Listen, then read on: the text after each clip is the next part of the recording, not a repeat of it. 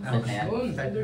So kanina, na-discuss kanina ni Joshua Reyes about sa linear programming. Ngayon, itatalakay ko ngayon is about sa the simplex method. Tandaan ninyo, ang linear programming at yung simplex method are just two ways para mahanap natin yung mga unknown variables. Like in our particular example kanina, about sa, ang hanapin natin is yung profit, x sub 1 and x sub 2. So dito, ganun pa rin gagamitin natin. But this time, instead na gumawa tayo ng graph, gagamit tayo ng tinatawag na simplex tableau.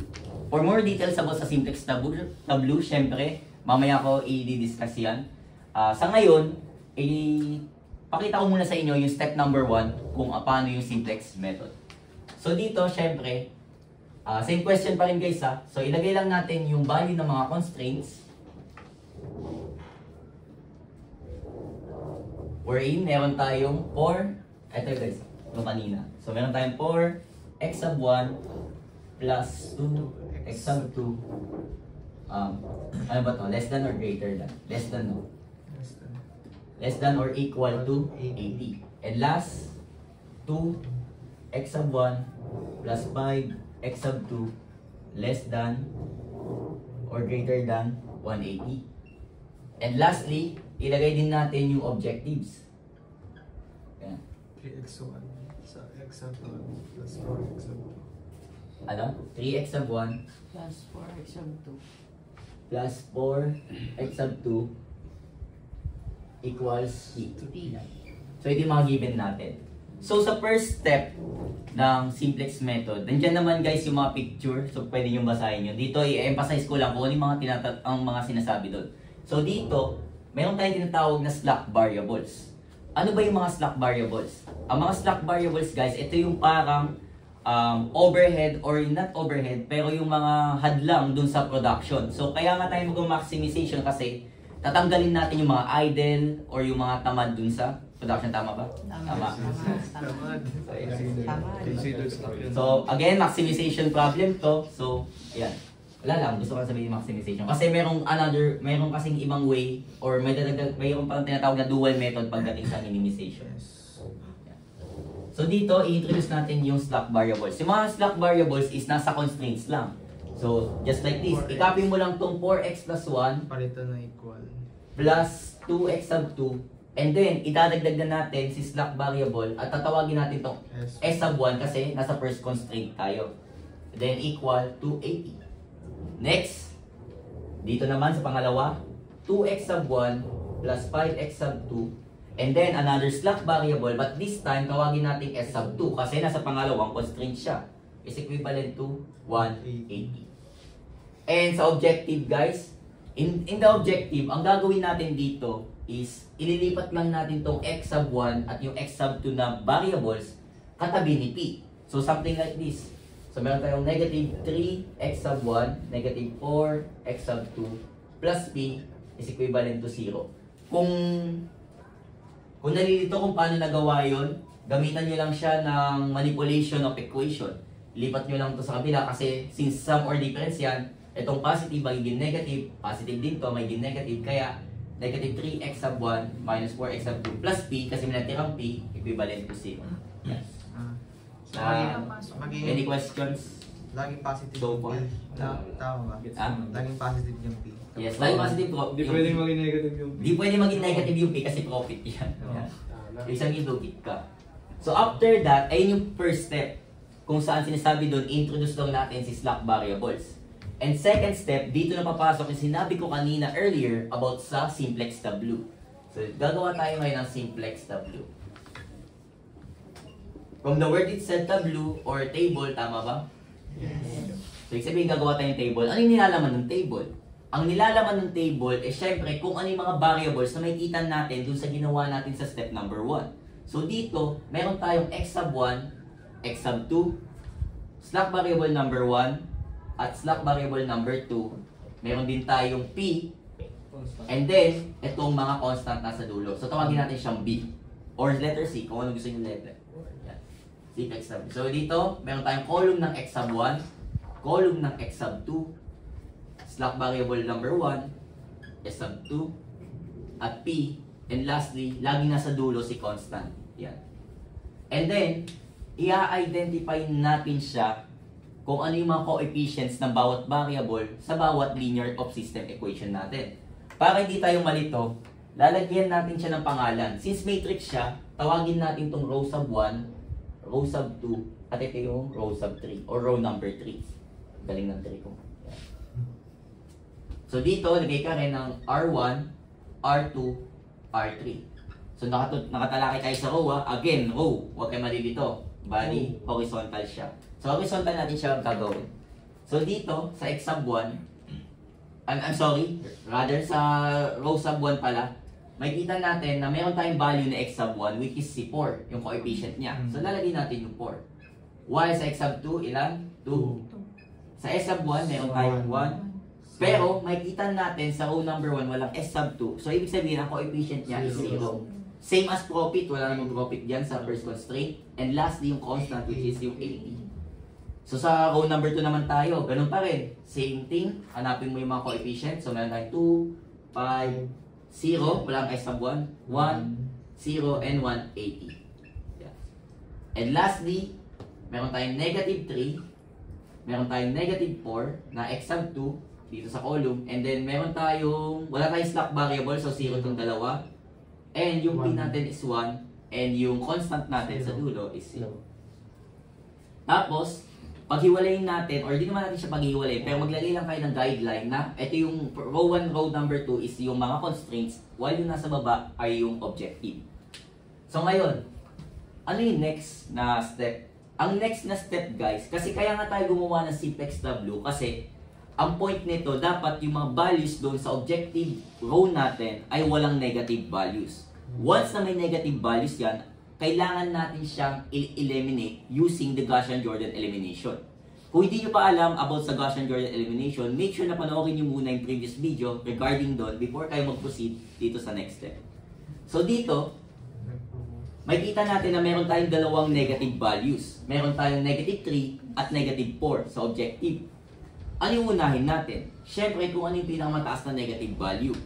Walang iba kundi si negative 4. After nyo ma-determine kung sino yung gusto nyong i-eliminate, siyempre, yung kakolumn niya is madadamay.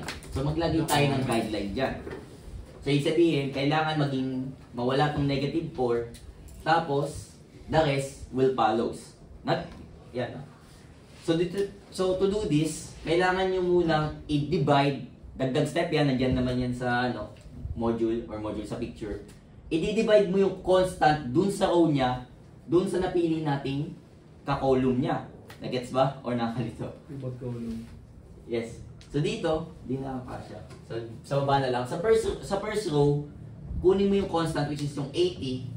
I-divide mo yan doon sa naka-guideline nating column. Ano ba yung ka-row niya na sa ano? Di ba itong 2? So 80 divided by 2 is 40.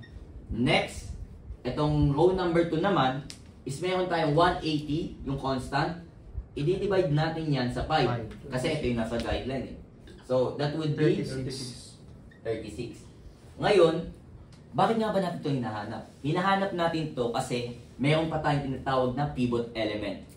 So, kung mapapansin nyo, ngayon hanggang, sa tinuturo natin, dami yung kailangan kabisaduhin. Well, in fact, madali lang naman siya makabisado once na maging familiarize kayo dito sa mga pinagagawa natin. So, practice lang ng practice. So, dito, hanapin natin yung pivot element. Para mahanap yung pivot element, hahanapin natin sa ginawa nating solution kanina kung sino yung mga pinakamababa. So, yung pinakamababa is walang iba si 36. So, ibig sabihin, anong row to? Sa row number 2. Ang magiging pivot element natin is itong 5. Nagets ba? Ayan lang. Next pala yung pinaka-lowest. Yun pa magiging doon siya Lowest 36 and nasa row 2 siya. akala ko kasi, pag highest yung kinukuha sa Hindi, most negative sa pagpili ng pivot. Most negative dyan yung negative 4. Pero sa pivot element, May tagal mo na pa. mga lowest. Ano nga? At may taga po rin. Bonus third year ka, naligawan ka naman. Video. Okay. So this time, after natin mahanap si pivot element, Ano ang purpose niyan? Dito na nga papasok yung sinasabi ko kanina, yung Gaussian-Jordan elimination. Itong pivot element, siya yung magiging number 1 doon. And the rest, sa column niya is magiging 0. So to do that, first is make the 5 into 1. To make the 5 into 1, syempre, gagamitin natin yung tinatawag natin scalar multiplication. Sa scalar multiplication, magkakaroon tayo ng coefficient doon sa row niya. So dito, para maging 1 yung 5, is syempre, kailangan i-multiply natin yan or i-divide natin sa 5. Yes. Kapag multiplication, syempre 1 over 5 yan, fraction. Then, multiply mo yan sa R2. That will be our new R2. As simple as that. But, keep in mind na if mapapalitan to, the rest ng ka-row niya is mapapalitan din. So, una, copy ko muna yung una. Meron tayong 4, 2, itong row number 1 kasi wala naman tayo gagalawin sa kanila as of now. And then, sa pangalawa, magkakaroon tayo ng 2 over 5. Then, sa next, 1. 0. 1, 1, 1. 5. At 36. 36. Yan. And then, copy yung row number 3. Kanaan lang pala. Next step, pangalanan natin to. Next step, dahil nasabi ko kanina, kailangan natin maging 0 yung column ng 1. So, to do that, gagamitan natin siya ng row sum. And this time, hindi siya nagagana kasi kahapon, trinay namin yung parang ginawang method, pero hindi siya gumagana. May mga mamamali kasi. Dito kasi, gagamitan mo lang siya ng parang, ano ba? Ano ba tawag doon? Elementary row relation. Hindi, gagamitan mo siya ng ng logic. Like for example, kung gusto mo to maging 0, is that, di ba? 2 to. Paano magiging 0 yung number 2? Kailangan natin siya i-minus sa 2. Eh, alam naman natin na yung 2 is simply as row number 1.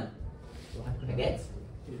And then, kapag nahanap na natin yung pivot element kanina, kung gusto nyo siya maging 0, di mawawala sa presence ng row sum si row sub 2. So, kailangan meron siyang value lagi ni row sub 2 kapag may gusto kang gawing 0. Since siya yung pivot element. Nagets ba? Wait lang. Isa pa. Diba? Again, ang ginawa natin dito kanina is gusto nating maging 0 si 2, di ba? So, para maging 0 siya, kailangan magkaroon tayo ng 2 minus 2. Pero, alam naman natin na si 2 is simply as R number 1 kasi siya yung value niya, yung nasa second row. So, papangalanan natin tong 2, yung isa sa kanila na row number 1. And then, ang magiging next variable natin dun sa ating row sum is walang iba kundi si row number 2 kasi siya yung pivot element natin. Ayun. Eh, alam naman natin yung pivot element yan, 1 siya. So, yan.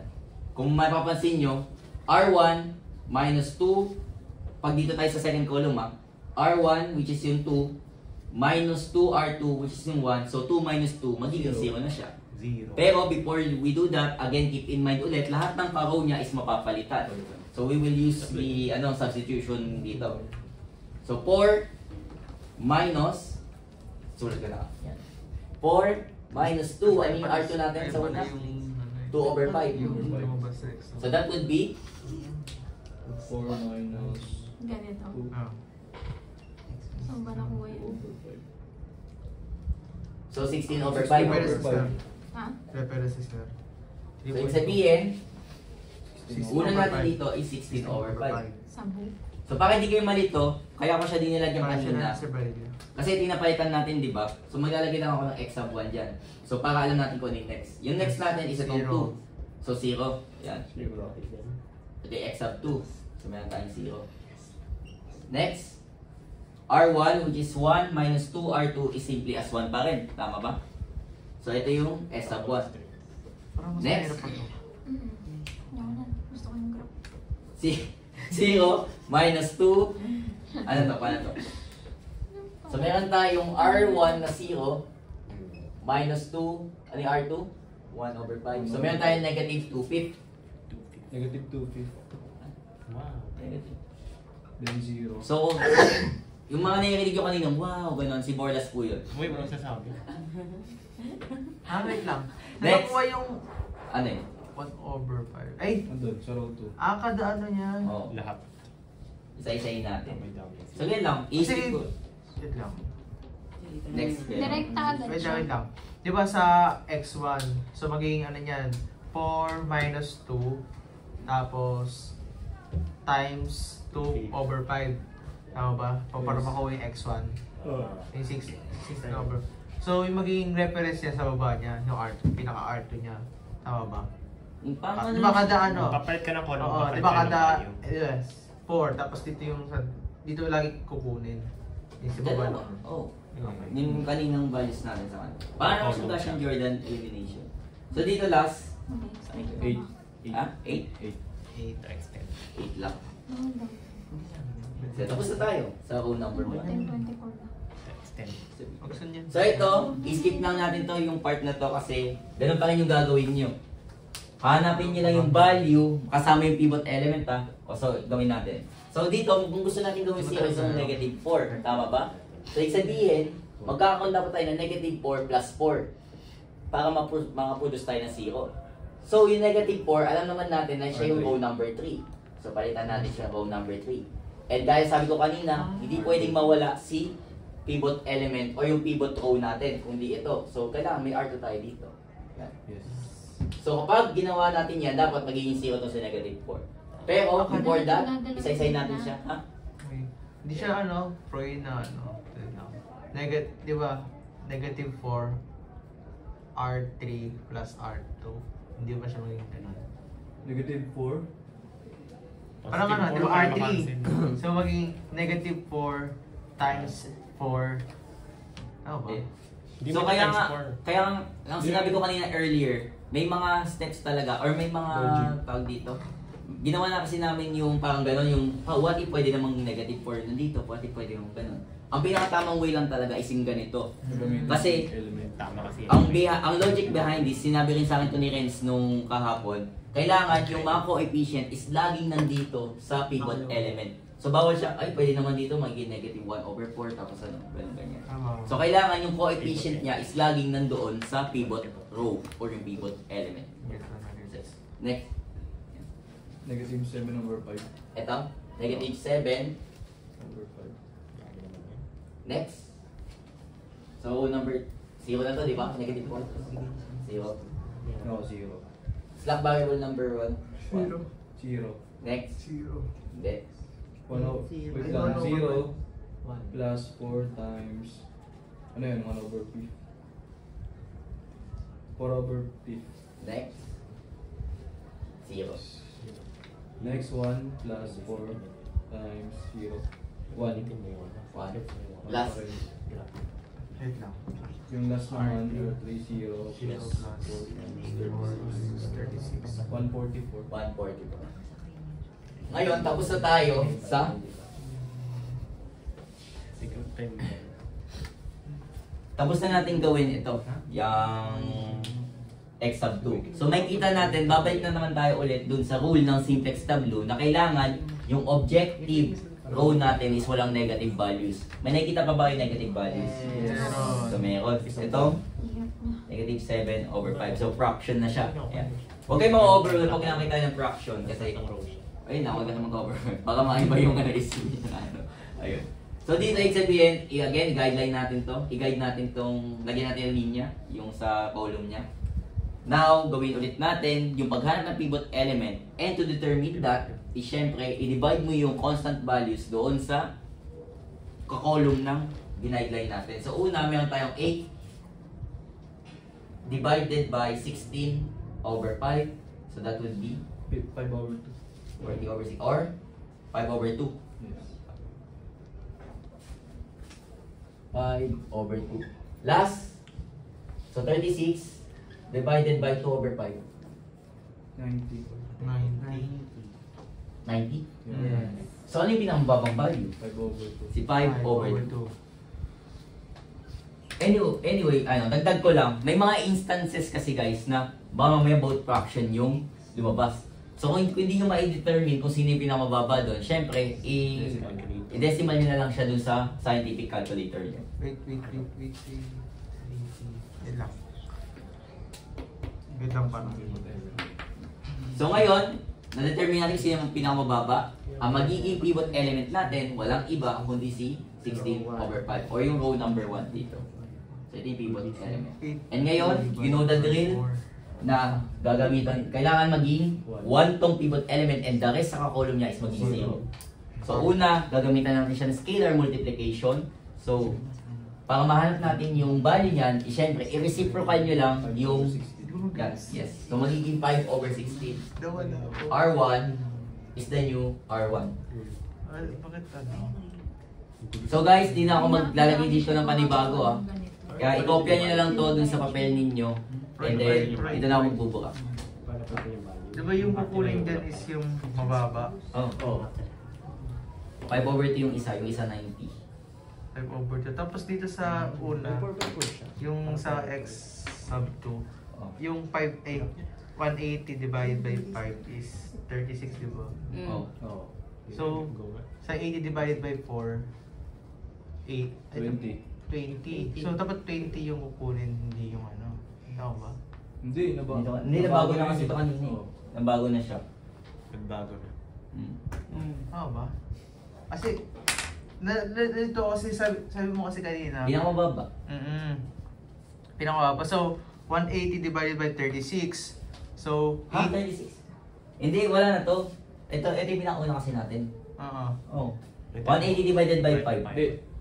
80 divided by 2, 40. 40. 180 divided by 5, 36. Okay, sana. Okay, oh. Yung i-divide mo sa constants, yung number dun sa Nababalo na. pivot column mo. Bakit niya? So dito, 8 talaga yun? next is Oo, need talaga yun. 8 talaga yan? Yes. 8? So after nyo makopya tong table na to, dito na ako magpapalit sa ano guys. Hindi na. Sulat ko na ito. Baka mamaya. Mga graphic ka Magtatanong na ulit gagawa ako. ko dyan. So dito, kopyahin muna natin yung row number 2 at yung row number 3. So sa row number 2, meron tayong 2 pip. Pakidiktik. 1, 0, 1/5, 0, 36. 0, 36. So ito yung row number 2. Yun yung mababago. Hindi ito yung mababago. Tapos row number 3 is meron tayo 7/5. Negative? 7/5, 0, 0. 4/5, 144. 144. and dito na tayo sa row number 2. Row number 1 pala kagad. So dito, do the math. Una is 1, tama ba? Yes, 1. Pangalawa, 0. 0. 0. Pangatlo, 5/16. 5/16 times negative 2/5. Negative 1/8. Negative 1/8. Yes. Next, Hindi, ano muna dyan, Proy? Ha? Sa Sa buwan pa lang tayo. 5/16 pa dyan. 5/16. so 5/16 pa rin yung sa ano? Oo. Sa variable number 1. Times 1. Negative 1/8 dyan. Negative 1/8. 0. 0.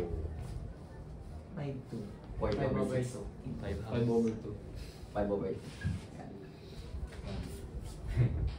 After that, ito na yung pivot element natin, naging 1 na siya. So, kita dyan. After that, syempre, gamitan ulit natin na siya ng row sum para sa row number 2 at row number 3 para maging 0 tong dalawang values. So, in order to do that, ganun ulit. Minus. Kapag una is ito, gusto natin itong gawing 0. So, meron tayong 2/5 minus dapat sa 2/5 pa rin. Ngayon, alam naman natin, yung positive 2/5 is walang iba si R2. And then, yung magiging variable nito is walang iba kundi si R1 kasi siya yung pivot element natin. Yes. So una, Indeed. 2/5 minus 2/5 is 0. Pangalawa, Yan, gawin sa inyo. 1 pa rin, tama ba? 1. Kasi 0 yung ano. 1. Kasi 1 minus 0. Pangatlo, dito tayo sa ano? 0 minus 0 minus 2/5 times 0 minus 2/5 plus 0. negative 1/8. Nakababa lang ito. Negative 1/8. Ha? Next, 1/5. 5/10 yun, no? Ano yun? 16 to. Ay, 16. Ano 5 over 16? Sorry. Ano yun? Negative 1 over 8. S over 16. 1/4. 1/4. Hmm. Next, 0 pa rin yan. Love. Last, Plus 36 minus 2 over 5 times. Ano yan? 5 5 over over 2. 2. Negative 1. 35. Huh? 35? Hmm.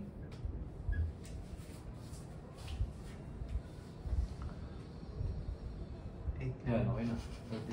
35. Nalulutang ako. 35 ba? Oo. Ano yung kanina dito? Kasi, 36 pala yun. 36 din. Sorry, sorry. 36 minus 1. Ngayon, No, 36. nagawa na natin tong 0. Last, ito na yung last step guys. Gawin natin tong 0. Oo, last. So, alam naman natin na negative 7 over 5, kailangan i-add natin yan sa another 7 over 5 para maging 0. And then, itong papakalanan natin ito na O sub 3 kasi siya yung negative 7 over 5. Tapos yung variable nito, walang iba yung pivot element, kundi si R1. And do the math. 0. Pangalawa, 0 But pa rin. R1 siya, hindi siya R2. Pivot element natin si R1. So kaya nyo naka 1. Next, 7 over 5. Ano yung R1? 0. Nakakalimutan talaga. oh 0 pa rin. 0 pa rin, Troy. Sa S sub 1, Ganyan. R3, 0 plus 7 7 over over 5 times 5 over 6. 5 over 16. 1. 7 over 16. 7 over 16. Next, 4 over 5 plus Ano kung tinig 7 simplex? over 5 times. Ano yung Sakit R? sa ulo niya. 1. Hira. Negative 1 over 8. Simplex. Mahirap ba? na. Matrix na kasi yun eh. 5 over 8. What make it sa may determinant Gusto, kayo mas gusto ko yung ano yung kanina. Oh, determinant. 1 plus 7 over 5 Pangit. Ayoko mismo ng topic na. 0 ba yun? 0. 1 pa rin. 1 pa rin. And lastly, sa ating constant, 144 plus 7 over 5 times 5 Mali over mo times 5. Siguro, pag parang Ano 3. yun? Di nagbibigay ka. 295 Meron over consent 2. dito na ano. 295 over 2. Nasa max. over 2. So, eto na guys. After natin magawa yan, balik ulit tayo sa rule ng simplex tableau na kung saan hanapin yung negative values. May makikita pa yung negative values sa objective? Wala na. Dito na tayo magkakaroon ng conclusion na mahanap natin si value ng x sub 1, x sub 2, at si p. Si x sub 1 is meron tayong, ito yung 1, di ba? 0, 0. So, walang nagbaon din si 5 halves. 2.5. Tapos, si x sub 2, ito yung kakolong na x sub 2, nandito tayo sa row number 2, that would be 35. And sa p, is meron tayong, ito yung p, di ba? Sa column ng p, nakaano rin siya, meron lang siyang isang value. So that would be 295 over 2. Or, Kung babalikan natin to dun sa ating linear programming, ay bakit di sila parehas? Siyempre, naka-fraction form to. So kapag ginawa natin siyang decimal, dapat ito is 147 over 0.5, tama ba? yes. And ito naman is 2.5. 2.5. So same lang sila ng kung sa to. Baba. Muna sa library kayo. Maba. Okay. 28 Minutes? minutes bago masagutan yung isang problem sa Ay, simplex. consent naman daw. Yung kahapon Hindi, syempre, ini-explain pa eh. Paano pa kaya kami?